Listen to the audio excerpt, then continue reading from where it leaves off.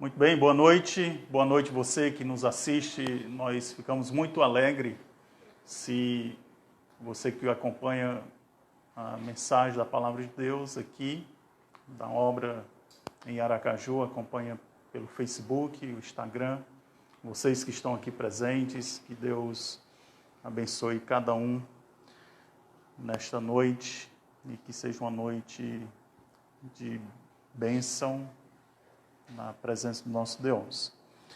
Estamos estudando o livro de Efésios. Efésios é um livro fascinante que nos diz como viver neste mundo, viver a vida celestial neste mundo infernal. E nos capítulos 1, 2, 3 nos ensinou, nós estudamos, já passamos por isso, e nos ajudou a mostrar a nossa posição celestial. Agora, a partir do capítulo 4, 5 e 6, como viver essa vida celestial, essa posição dos céus neste mundo infernal, neste mundo perverso, neste mundo que jaz no maligno, como a palavra de Deus já nos alertou quanto a isso. Paulo aqui na prisão, por causa do seu compromisso de levar o evangelho aos gentios, agora ele escreve, vimos que ele escreve agora para eles. Escreve para esses irmãos em Cristo, exortando-os de como viver uma vida digna do chamado que eles receberam. E nesta noite, aqui na presença de vocês e também os irmãos que nos assistem, abriremos nossas Bíblias lá em Efésios capítulo 4. Efésios 4. E descobriremos aqui como é essa vida digna. E uma coisa que vamos ver no primeiro parágrafo do versículo 1 ao 16, que existe uma unidade, como viver em unidade na diversidade. E essa unidade, viver essa unidade na diversidade, nos levará à maturidade. E é algo brilhante, é algo maravilhoso o que Paulo nos mostra a partir do versículo 1. Eu convido você agora a acompanhar comigo essa leitura. Como prisioneiro no Senhor, rogo-lhes que vivam de maneira digna da vocação que receberam. Sejam completamente humildes e dóceis e sejam pacientes, suportando uns aos outros com amor. Façam todo o esforço para conservar a unidade do Espírito pelo vínculo da paz. Há um só corpo e um só Espírito. Assim como a esperança para a qual vocês foram chamados é uma só. Há um só Senhor, uma só fé, um só batismo, um só Deus e Pai de todos, que é sobre todos, por meio de todos e em todos. E a cada um de nós foi concedida a graça conforme a medida repartida por Cristo. Por isso é que foi dito, quando ele subiu em triunfo às alturas, levou cativo muitos prisioneiros e deu dons aos homens. Que significa ele subiu, senão também havia descido às profundezas da terra. Aquele que desceu é o mesmo que subiu acima de todos os céus, a fim de encher todas as coisas. E ele designou alguns para apóstolos, outros para profetas, outros para evangelistas e outros para pastores e mestres, com fim de preparar os santos para a obra do ministério, para que o corpo de Cristo seja edificado, até que todos alcancemos a unidade da fé e do conhecimento do Filho de Deus, e cheguemos à maturidade atingindo a medida da plenitude de Cristo. O propósito é que não sejamos mais como crianças, levados de um lado para o outro pelas ondas, nem jogados para cá e para lá por todo o vento de doutrina, e pela astúcia e a esperteza de homens que induzem ao erro.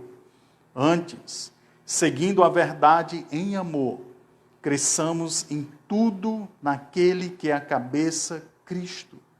Dele, todo o corpo, ajustado e unido pelo auxílio de todas as juntas, cresce e edifica-se a si mesmo em amor, na medida em que cada parte realiza a sua função.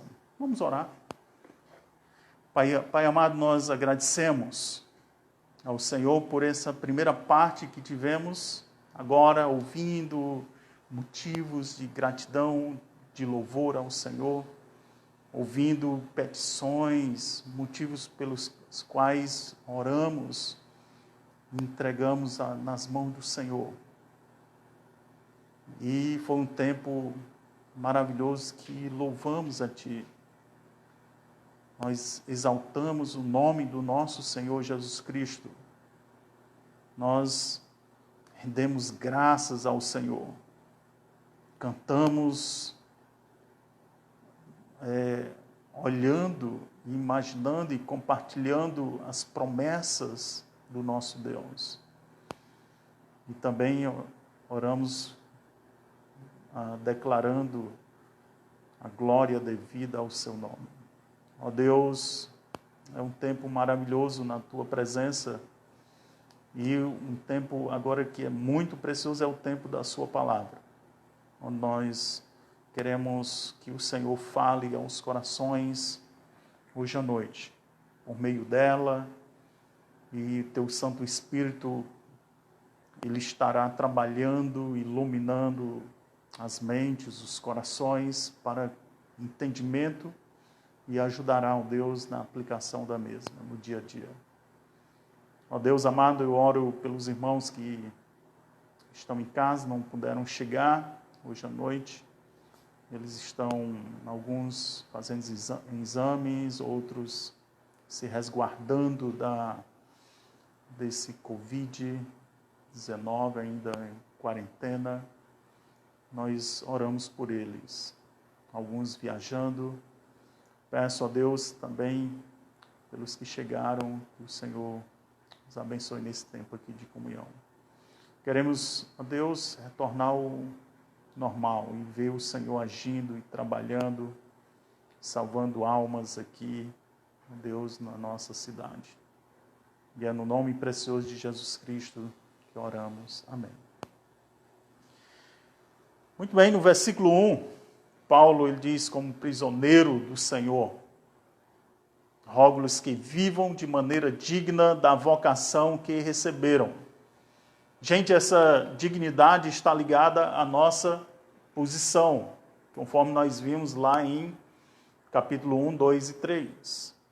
Por isso ele diz, andai de acordo com essa posição que vocês receberam. É um andar digno, é um viver digno que conduz meus passos de acordo com a posição que recebemos em Cristo Jesus.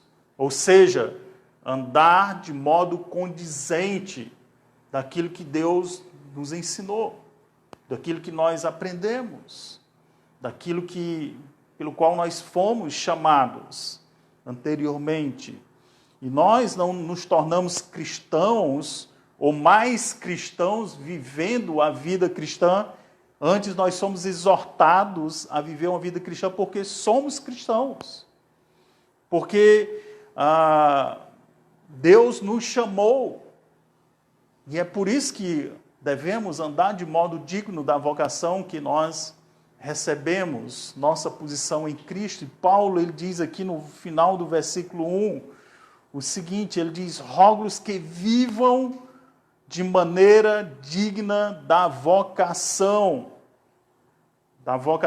que receberam. A primeira coisa que descobrimos aqui é que vivemos digno de nosso chamado quando vivemos com os outros humildemente e em paz. Olha aqui o verso 2 e 3. Ele diz, olha, sejam completamente humildes e dóceis. Observe aqui que a vida digna que fomos chamados a viver, a andar, envolve algo que eu vou chamar de singularidade amorosa. Ele diz: sejam completamente humildes e dóceis, e sejam pacientes, suportando uns aos outros em amor, façam todo o esforço para conservar a unidade do Espírito pelo vínculo da paz. Essas virtudes aqui, irmãos, nos ajudarão a andar em unidade, andar em singularidade com o seu irmão, com o meu irmão, com o meu esposo, com a minha esposa, com meus filhos em casa. E Paulo roga, ele suplica, ele encoraja, ele diz: sejam humildes e dóceis, sejam pacientes. Versículo 2 aqui. 3 palavrinhas aqui que devem não somente fazer parte do nosso vocabulário, mas do nosso andar, do nosso viver. Humildade, né? Nós falamos, faz parte do nosso vocabulário, mas não somente isso, tem que andar, tem que fazer parte do nosso viver, do nosso dia a dia, as atitudes, nossos pensamentos, palavras, humildade. Dóceis, ele usa aqui, ele fala dóceis. Em outra tradução vai dizer manso, mansidão, gentileza. E ele fala aqui pacientes. Essa paciência é longanimidade. Seja longânimo. É uma conservação de uma atitude tranquila diante de uma adversidade. E mais ainda, que ele nos fala aqui que deve ser com amor, certo? Grava essa palavra, com amor. Por isso que eu usei singularidade amorosa. É uma caminhada digna da chamada divina, marcada por abnegação. É necessário você abnegar do seu eu, dos seus desejos, da sua vontade, para você andar agora humildemente, manso e longânimo, com paciência. E essa abnegação aqui, irmãos, é alimentada pelo amor, promovendo, e isso vai promover unidade em nós. Versículo 3, acompanha aí na sua Bíblia, olha o que ele diz: façam todo o esforço para conservar a unidade do Espírito pelo vínculo da paz. Então Deus sabia que não seria possível uma pessoa sozinha manter a união. É muito fácil fazer isso, mas observe que Paulo ele não exige que o cristão faça unidade. Ele não está falando isso, pois essa humanidade ela emana de Deus. O próprio Deus. A nossa responsabilidade como crentes em Cristo, o nosso esforço é resguardar essa humanidade, preservar essa unidade, resguardar, cuida. Paulo está dizendo dessa unidade pelo vínculo da paz. Então essa unidade aqui ela foi moldada pelo Espírito Santo e o seu laço, o seu ligamento é a paz. E devemos estar atentos a isso. Os crentes precisam ser diligentes para preservar essa singularidade promovida pelo Espírito Santo, vivendo em paz uns com os outros. É isso que Paulo diz. E Paulo é interessante aqui notar que Paulo ele vai basear essa unidade na Trindade. Deus Pai, Deus Filho e Deus Espírito Santo. Olha o que ele diz aqui no verso 4. Há somente um corpo e um só Espírito, como também uma só esperança para a qual vocês foram chamados. E essa esperança é uma só. Versículo 5 diz: há um só Senhor, uma só fé, um só batismo, um só Deus e Pai de todos, que é sobre todos, por meio de todos e em todos. Nós, lendo isso aqui, a gente pode observar que que há uma diversidade. E onde está essa diversidade? Aqui você pode ver. Quando ele diz vocês, olha aí, diversidade. Vocês. Versículo 4. Versículo 6, ele mostra mais diversidades aqui. Ele diz de todos, sobre todos, por meio de todos e em todos. Isso é diversidade. Né? E também nós podemos ver essa diversidade na Trindade. Veja bem, é uma diversidade. Pai, Filho e Espírito Santo. Mas, pastor, onde está aqui a unidade? Onde nós podemos ver a unidade? Olha, o versículo, a partir do versículo 4, ele diz, um só corpo, você acompanha aí, um só Espírito, uma só esperança, um só Senhor, uma só fé, um só batismo e um só Deus e Pai de todo. Unidade na diversidade. E veremos mais na frente que essa unidade na diversidade nos levará à maturidade. Então, por isso que eu disse, uma singularidade amorosa requer uma unidade amorosa na diversidade. Um reflexo dessa unidade é quem? Pai, Filho e Espírito Santo. Falar de unidade na igreja, que se baseia nessa singularidade do plano de Deus em relação à Trindade, é algo que precisamos estudar mais sobre isso. Mas Paulo ele fala bem claro aqui que o corpo é um, porque é habitado pelo mesmo Espírito.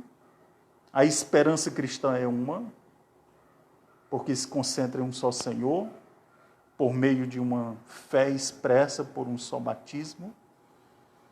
O único Deus e Pai é a autoridade, é um só. Ele é o facilitador, o fortalecedor da igreja. E por isso que devemos andar e refletir a nossa unidade na Trindade. A igreja precisa entender isso e viver desse modo. Foi o modo que Deus nos chamou. Quando eu olho que eu devo andar em humildade, mansidão, em longanimidade, para preservar a unidade do Espírito pelo vínculo da paz, eu preciso entender essa unidade na diversidade. Devemos olhar para a Trindade. Então, além dessa singularidade amorosa aqui, irmãos, Deus nos chama para um serviço amoroso. E para esse serviço amoroso, Jesus, ele como cabeça da igreja, ele nos capacitou graciosamente com dons espirituais para esse serviço. A igreja deve se beneficiar da diversidade também dos dons. Os dons são diversos. Num só corpo, na igreja, no meio dos membros, nós recebemos isso. Olha o que ele diz a partir do versículo 7. E cada um de nós foi concedido a graça conforme a medida repartida por Cristo. Por isso é que foi dito, quando ele subiu em triunfo às alturas, levou cativo muitos prisioneiros e deu dons aos homens, que significa ele subiu, senão também descer às profundezas da terra. Aquele que desceu é o mesmo que subiu acima de todos os céus, a fim de encher todas as coisas. Paulo cita aqui uma passagem lá do Antigo Testamento, que mostra que Cristo, sendo vitorioso sobre os inimigos, vencendo e tomando deles os despojos e repartindo aos crentes, à sua igreja. Davi, se você lembra, Davi ele fazia isso.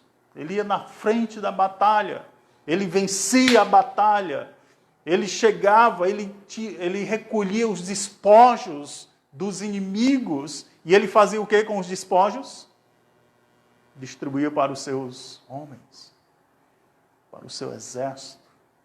ele fazia isso. E Paulo, ele usa isso aqui, ele tem em mente isso para mostrar o que Cristo fez.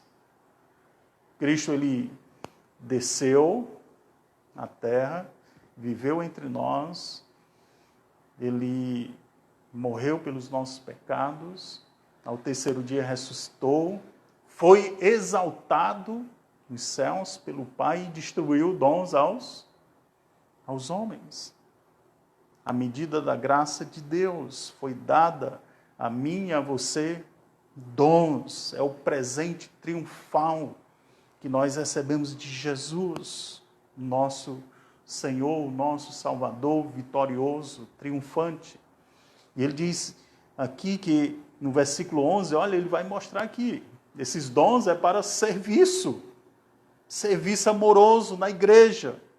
Não somente os dons que ele nos repartiu, mas também ele nos deu líderes na igreja. Versículo 11 e 12. Ele diz, ele designou alguns para apóstolos, outros para profetas, e outros para evangelistas, e outros para pastores e mestres, com o fim de preparar os santos para a obra do ministério. Ele cita aqui alguns ofícios aqui, apóstolos, né, para estabelecer a palavra de Deus como testemunha oculares de Jesus Cristo. Ele também fala de profetas, né, aqueles homens para revelar a vontade de Deus até então desconhecida. Era segredo, era um mistério, e agora eles revelam isso para encorajar e exortar os filhos de Deus. Ele também fala de evangelistas, aqueles que eram para proclamar a mensagem da salvação de Cristo e também para capacitar outros para fazê-lo. E ele termina aqui com pastores e mestres, né? Ele fala da mesma pessoa, pastor-mestre, para guiar, para ensinar o rebanho de Deus. Eu lembro quando ele fala aqui pastor-mestre, falando da mesma pessoa, eu lembro de quando eu servi o exército, e lá tinha o tenente-coronel médico. Ele era tenente-coronel no exército e era médico ao mesmo tempo. E nós conhecemos um homem, o nosso irmão Tarcísio, lá de Maceió, que ele era um oficial médico, né? A mesma pessoa, trabalhando, seu trabalho no exército e também trabalho como médico na mesma corporação. E ele diz, pastores, mestre, e são essa pessoa, eu, pastor Roger, pastor Adão, esses homens foram chamados para guiar um rebanho, para ensinar um rebanho de Deus. E o propósito que Deus deixou esses homens, esses líderes, é para o desenvolvimento da igreja, rumo à maturidade espiritual. Olha o verso 12 de novo. Com o fim de preparar os santos. Para o quê? Para a obra do ministério. Os líderes têm o propósito de aperfeiçoar, equipar os crentes na execução dos seus dons que receberam de Cristo, de Jesus. E a palavra aqui, preparar, equipar, faz lembrar, irmãos, de uma preparação de um navio para um cruzeiro. Das metas da minha esposa, e meta dela é meta minha também, andar no cruzeiro, né? Mas assim, eu imagino aqueles homens, a tripulação preparando aquele navio para vários dias navegando no oceano. Porque lá, quando você está no meio do oceano, você não pode sair para shopping, para o mercadinho, você não pode sair para comprar nada. Aí o que é que eles fazem? Eles, antes de sair a embarcação, aquele navio para o cruzeiro, eles equipam, né, com tudo que você precisará para aqueles dias em alto mar, para não faltar nada. E eu li já algumas coisas, são centenas e centenas de pessoas trabalhando nisso. Então, o que é que eu quero dizer com isso? Que os líderes da igreja, o seu papel é equipar os crentes para o serviço da igreja de Deus.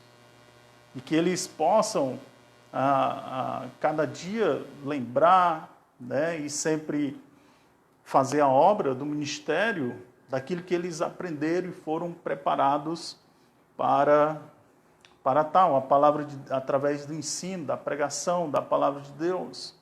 E quando eles precisarem de alguma coisa, eles vão lembrar, porque eles lembram das verdades, dos ensinamentos que receberam, né? Porque eles estão equipados, aperfeiçoados para fazer aquilo que Deus quer na vida. E o propósito de tais dádivas aqui é o desenvolvimento da igreja rumo à maturidade espiritual, para o serviço amoroso. Deus nos deu o povo, Deus nos deu os crentes, Deus nos deu vocês para isso, para serem edificados em amor para o serviço, que também será feito em amor. Olha o que ele diz aqui no final do versículo 12. Para que o corpo de Cristo seja o quê? Edificado. Pula para o versículo 16. O que é que ele diz? Olha aqui, o serviço dele, todo o corpo ajustado e unido pelo auxílio de todas as juntas, cresce e edifica-se em si mesmo em amor, na medida em que cada parte realiza a sua função. Sabe o que é isso? Serviço, os santos, vocês sendo equipados, edificados para o serviço amoroso, edificados em amor para o serviço em amor também. Então a igreja precisa se desenvolver a fim de crescer harmoniosamente em amor, sob essa autoridade de Jesus Cristo. Mesmo diante de pessoas diversas, dons diversos, devemos preservar a unidade que chega à maturidade. Por isso que desde o início eu digo que a unidade na diversidade leva à maturidade. Grava isso no seu coração. Unidade na diversidade leva à maturidade. A maturidade de quem? De homens, mulheres, de jovens, todos crescendo, maduros em Cristo, maduros espirituais. Então, com isso, a gente trabalhando, haverá uma singularidade e serviço amoroso. Só que esse serviço amoroso, pensando na singularidade e na unidade de Cristo, a igreja crescendo assim, nos levará a um sucesso também amoroso. Leva a um sucesso. Nessa preparação, essa capacitação dos dons e colocando em prática, nos levará a um sucesso. Leiam comigo o versículo 13. Olha o que diz o 13. Olha aí, o sucesso. Até que todos alcancemos a unidade da fé e do conhecimento do Filho de Deus e cheguemos à maturidade, atingindo a medida da plenitude de Cristo. Então a igreja, nós precisamos crescer a fim de desfrutar esse sucesso, que é a maturidade em Cristo Jesus. E Deus quer isto, é a vontade de Deus. Pula para o verso 15. Olha aqui o sucesso. Antes, seguindo a verdade em quê? Em amor, cresçamos em tudo naquele que é a cabeça, Cristo. Sucesso amoroso. seguindo a verdade e amor, cresçamos em tudo naquele que é a cabeça, Cristo. É possível seguir a verdade e não fazê-lo em amor? É possível seguir a verdade sem amor? Sim. Se você está pensando sim, a resposta é certa. É possível seguir a verdade sem amor. Só que isso eu vou chamar de quê? Eu chamo isso de legalismo. É um homem legalista, é uma mulher legalista. Seguir a verdade sem amor. Jovens legalistas. Por isso que ele diz, seguindo a verdade em amor.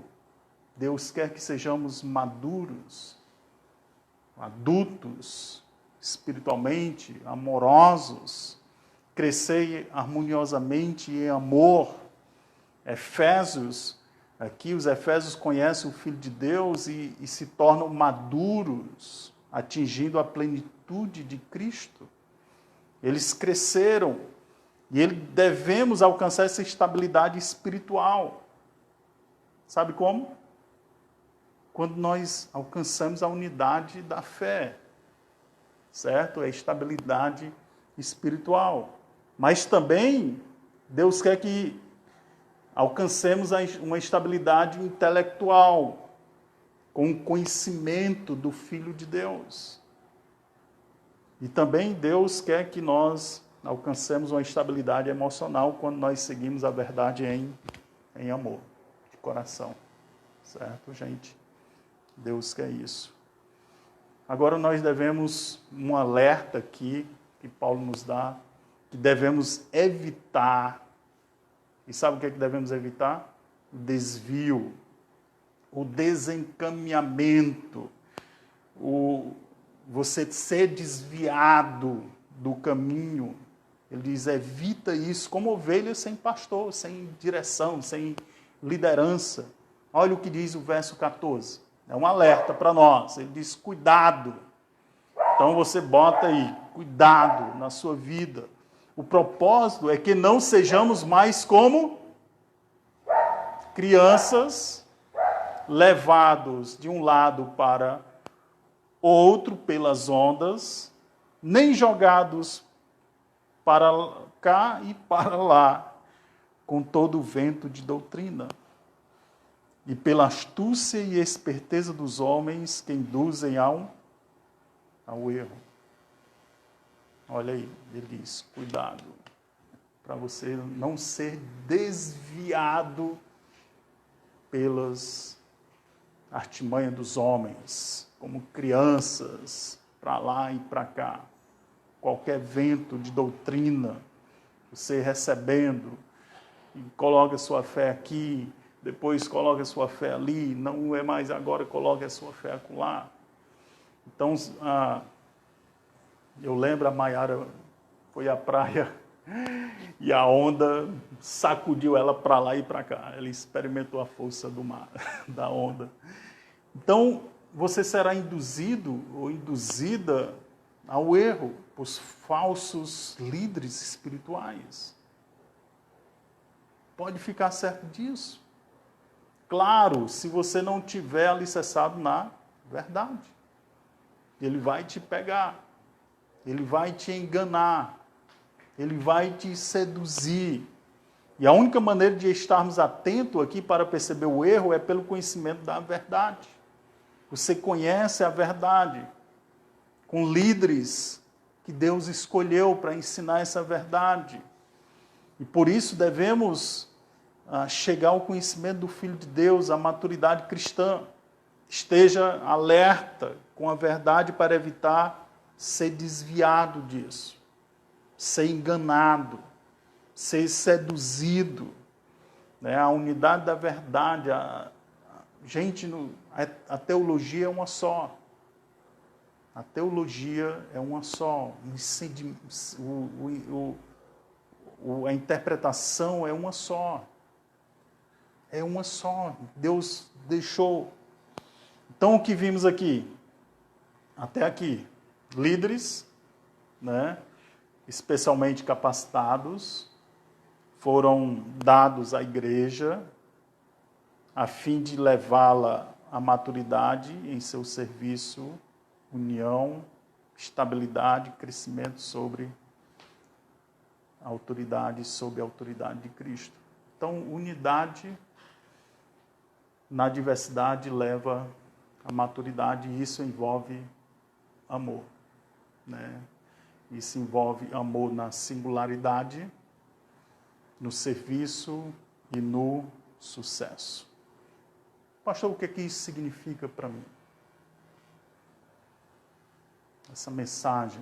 O que é que eu posso levar para casa hoje à noite?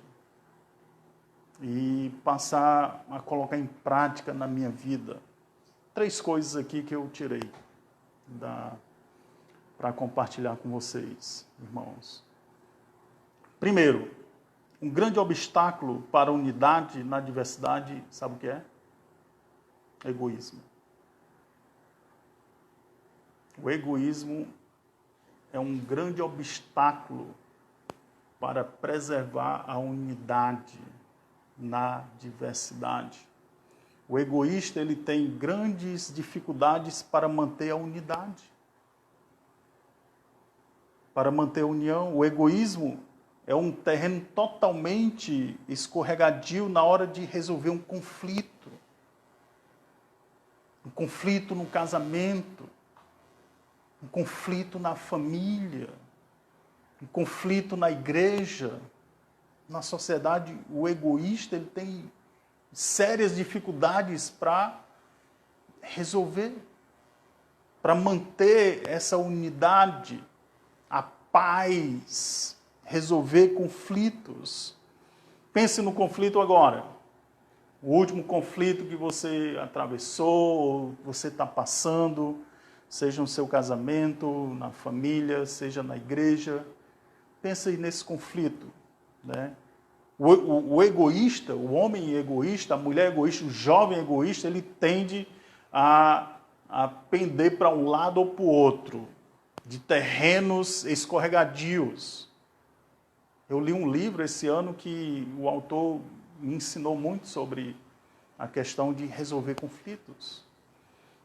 E um tipo de pessoa, ele vai procurar respostas evasivas, que ele vai tentar negar o problema. Olha, não existe problema nenhum. Não estou vendo problema. Qual o problema? Você está vendo problema? Então ele vai tentar negar que há um problema. Só que ele não vai conseguir, ele vai agora fugir do problema.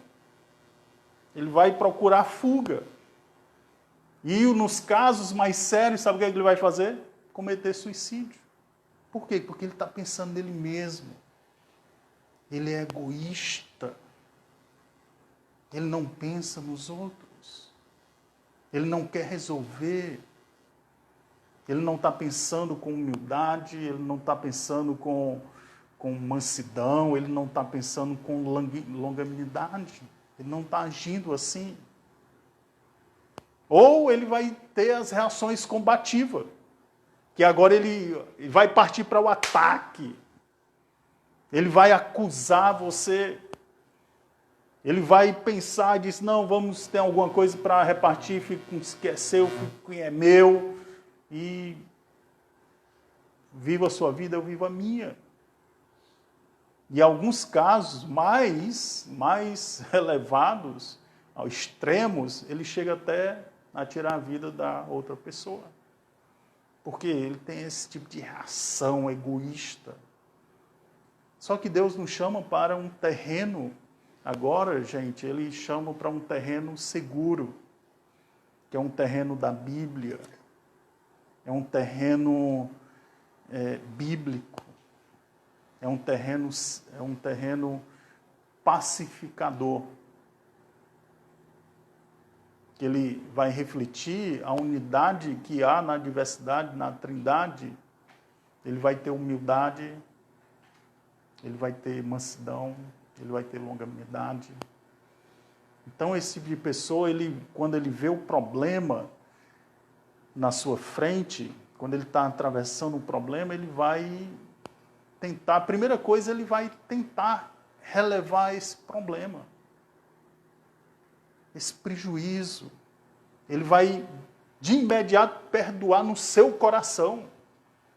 No seu coração, ele vai já perdoa. É interessante que lá em Provérbios 12, 16, diz que o insensato revela de imediato o seu aborrecimento. Mas o homem prudente ignora o insulto. Ele ignora. Ele perdoa. Já resolve. Não, vou perdoar. Mas quando aquilo está atrapalhando o seu relacionamento, ele vai agora dialogar, porque Jesus manda dialogar.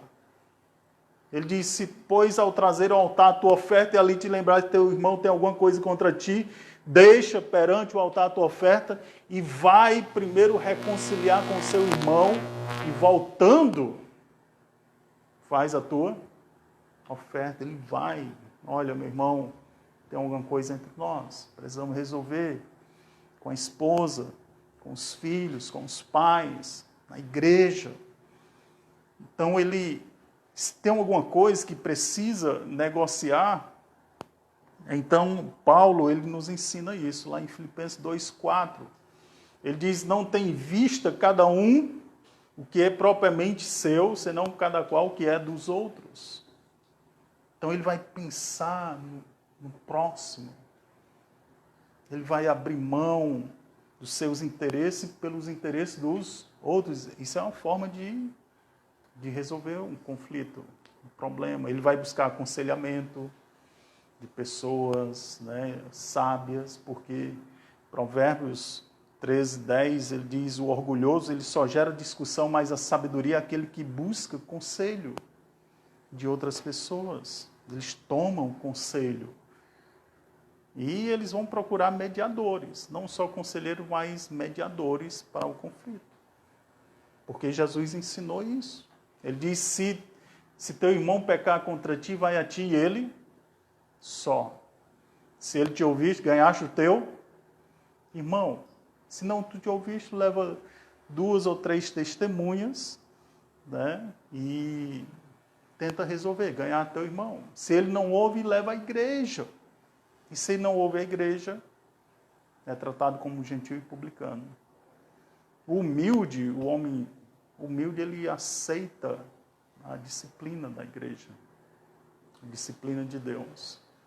Então eu digo para você hoje à noite, como Paulo nos ensinou, seja humilde, manso e longânimo, para manter a unidade do Espírito pelo vínculo da paz. E isso é muito prático na hora de resolução de conflitos. Porque os conflitos vêm para tentar nos separar, nos afastar. E Paulo diz, ei, lembra unidade. Lembra unidade. E para você ter unidade, lembra humildade, lembra mansidão, lembra longanimidade, paciência. Faz isso em amor. Segunda coisa que eu quero falar com vocês hoje à noite, através do que nós lemos aqui, é porque nós fomos presenteados com dons espirituais. Cada um de nós, quando recebemos Jesus, o Espírito Santo de Deus, ele nos deu um ou mais dons para servi-lo. Isso está escrito lá em 1 Coríntios capítulo 12. 1 Coríntios 12 vai dizer que o Espírito Santo ele distribuiu dons na igreja aos homens conforme lhe apraz, conforme sua vontade. E Paulo ele nos dá aqui alguns dons, lá em Romanos capítulo 12, ele diz que temos diferentes dons, de acordo com a graça que nos foi dada. Então ele disse, se alguém tem um dom de proclamar a verdade, use conforme a proporção da fé. Se alguém tem um dom de servir, sirva. Se alguém tem um dom de ensinar, ensine. Se alguém tem um dom de encorajar, faça isso. Se alguém tem um dom de contribuir, faça generosamente. Se alguém tem um dom de exercer liderança, exerça com zelo. Se alguém tem um dom de misericórdia, faça com alegria. São dons, né? Lista de dons. E ele ainda diz, compartilhe o que vocês têm com os santos e pratiquem a hospitalidade. Hospitalidade é um dom de Deus, que Ele nos dá no nosso coração. Então, você identificou qual é o seu dom, ou dons que Deus lhe deu, agora exercite com alegria. Senhor, com amor a Deus, em conexão com outras pessoas. Exercite, pratique isso, coloque em prática. A liderança da igreja ajuda, através da pregação, do ensino da palavra de Deus, a praticar esses dons no serviço amoroso de Deus. Eu quero dizer para vocês que muitas igrejas locais, eles têm dificuldade de colocar em prática o que o Novo Testamento ensina. Eles têm dificuldades, sérias dificuldades. Então, eles vão deixar que o pastor faça tudo. Tem igrejas assim. O pastor faz tudo. E a igreja só assiste de camarote. E quem faz tudo? O pastor. Ou tem pastores, líderes, que irão fazer o quê? Isso, rapaz, dá muito trabalho para equipar esses santos aqui. Muito trabalho equipar esses jovens. Muito trabalho equipar os homens da igreja, as mulheres. Rapaz, isso leva tempo. É mais fácil fazer o quê? Eu fazer o serviço. E faz tudo. Tem homens que pensam assim. Mas não é o que a Bíblia ensina. O que nós aprendemos hoje aqui, que Deus, Ele distribui dons para todos, para o serviço. Deus deixou líderes na igreja para equipar os santos para o trabalho de Deus. Então, nós somos uma igreja nova, uma igreja que está começando em Aracaju, e já vamos crescendo. À medida que vamos crescendo, já vamos crescendo cada um trabalhando, sendo equipado para o serviço, entendendo isso. Que não é só um homem que faz tudo, ou só uma mulher, não, todos trabalhando em prol da causa do serviço de Deus. A nossa tarefa é treinar vocês, treinar outros. Leva tempo? Leva. É um serviço a longo prazo. Mas é prazeroso esse ministério e eu vou lhe dizer uma coisa, é eficiente. Né? Então, peça a Deus, ore, Senhor, me ajuda a descobrir aquele dom que o Senhor me deu, descobre através da palavra, estudando a relação dos dons em Romanos, em 1 Coríntios, em 1 Pedro, vai falar e dar a relação de dons e me ajuda, Senhor. E a terceira coisa que eu quero falar com vocês e última, devemos ter cuidado com os perigos. Cuidado com os perigos. Vamos amadurecer, gente. Vamos encontrar tempo na palavra todos os dias. Encontra tempo na palavra. Para crescer em Cristo, no conhecimento de Cristo. Se você não cresce, você vai se tornar uma presa fácil do inimigo. Você vai ficar como criança sendo jogada para um lado e para o outro. Qualquer vento de doutrina vier, que você assistir na televisão ou no YouTube, você vai engolir aquilo facilmente. Então precisamos crescer. Precisamos estar na igreja, assistindo, ouvindo a palavra de Deus, junto com os outros. E essa semana nós assistimos aqui o nosso grupo, nós assistimos aquelas séries da Polícia Federal. É legal. Polícia Federal, Polícia Rodoviária Federal, Receita Federal, tudo na fronteira nos aeroportos também. E como é impressionante, irmãos, ter várias pessoas querendo burlar a lei, entrar com material, produtos falsificados. E a Polícia Federal ali pegando cada um deles. Isso aqui é falso. Como é que você sabe? É falso. Né? Para cá, contrabando, falsificado, isso aqui, pá. Agora, como é que ele sabe que o produto é falso? Ele estudou o verdadeiro. Para você identificar que um produto é falso, você estuda, não o falso, você estuda o verdadeiro. E a palavra de Deus aqui, você tem a oportunidade de conhecer a verdade de Deus. E você conhecendo a verdade, quando vier o que é falso, você vai identificar, diz, isso vai acender um sinal de alerta na sua vida e vai dizer, olha, isso é falso. Então a palavra de Deus é o nosso manual seguro, né, e proporciona resposta para cada desafio, decisão na vida, necessidade que nós enfrentamos. Então isso são exigências, as primeiras exigências de Deus para um andar digno, conforme aquele chamado que nós recebemos. Né? Então essas são as primeiras exigências. Por isso lembre que na unidade, né, na diversidade, nos levará à maturidade. Convido a você a orar nesse momento, baixar suas cabeças e falar com Deus. E agradecer por Jesus Cristo.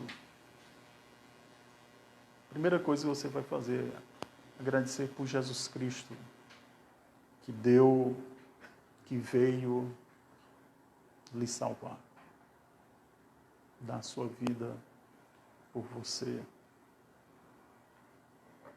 Jesus Cristo que ressuscitou dos mortos para viver sua vida em nós. Por isso que Paulo diz lá em Gálatas 2:20, eu fui crucificado com Cristo, agora já não sou eu que vivo, mas Cristo vive em mim. E Cristo vai nos ajudar a andar de uma maneira digna da vocação que nós recebemos. Então lembra dessas coisas. Lembra de como devemos manter a unidade, ao passo de humildade, ao passo de mansidão, longanimidade. Essas virtudes nos ajudará a resolver conflitos na vida. Lembra de que você recebeu dons, Deus lhe deu líderes, homens preparados, capacitados para ajudar você no serviço de Deus. E também pede a Deus para lhe proteger do perigo. Perigo dos falsos mestres, líderes que te induzirão ao erro. Pai Santo, nós agradecemos ao Senhor pela sua palavra, sua verdade. Deus, nós não merecemos teu grande amor e graça por nós, de ter dado sua vida e subiu em triunfo, nos deixou aqui instruções preciosas para viver em unidade de acordo com a Trindade. Nos deu os dons para o serviço da obra, deixou líderes para o nosso crescimento. Obrigado, Senhor, pela sua palavra. A verdade é uma só. Não há duas verdades, duas interpretações ou mais. Senhor, nos dá esclarecimento nos guia. Eu oro a Deus pelos irmãos que estão aqui presentes, pela abertura, flexibilização, ó Deus, do decreto. Nós podemos agora andar mais livre, mais com cuidado do coronavírus. Eu oro a Deus pelo nosso governo aqui em Aracaju, oro pelo governo de Sergipe, oro pelo presidente, que o Senhor esteja cuidando dele, da sua equipe de líderes. Eu oro pelas igrejas espalhadas, Deus, no Brasil e no mundo, que hoje elas estão reunidas, ó Deus, te adorando, elas estão reunidas para proclamar a verdade, a tua palavra, seja presencial ou também por vídeo, conferência, remotamente. Nós oramos que o Senhor abençoe os irmãos que estão em casa, aqueles que estão nos assistindo, que Deus abençoe ricamente. Em nome de Cristo oramos. Amém. Você que nos assiste, boa noite, que Deus abençoe ricamente essa semana e também a todos nós.